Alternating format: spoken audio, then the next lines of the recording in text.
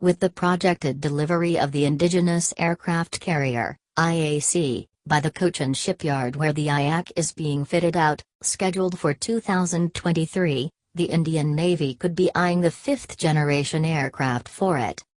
Speaking to FA Online on condition of anonymity, a senior officer said that, by the time the aircraft carrier is commissioned in the service, worldwide the navies would be flying the fifth-generation fighter and not the fourth-generation platforms like Boeing's F-18, the French Rafale or the Swedish Gripen.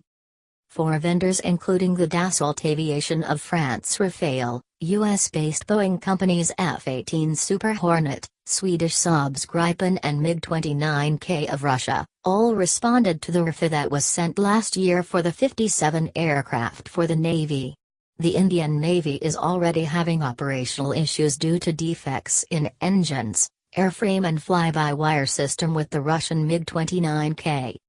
By the time the IAC comes, the US will be going to the fifth-generation single-engine F-35A, F-35B and F-35C versions from the Lockheed Martin for its Air Force, Marines, and Navy respectively in the future. Compared to other navies globally, the US Navy, the Royal Navy, the French, Russian and now even the Chinese PLA Navy have fighter fleets built around aircraft carriers, as that helps them to project their power over long distance from their home bases, out. Earlier this year, at a U.S. House Armed Services Committee hearing USPACOM, U.S. Pacific Command, Head Admiral Harry Harris Jr. had hinted that some of the platforms India is planning to buy from the U.S. including F-16's multi-role fighter acquisition program, the F-A-18E for multi-engine, carrier-based fighter purchase, a reorder of 12 to 15 P-8s, Sea Guardian as, MH-60R multi-role sea-based helicopter, and F-35 Joint Strike Fighter are all supported by the USPACOM.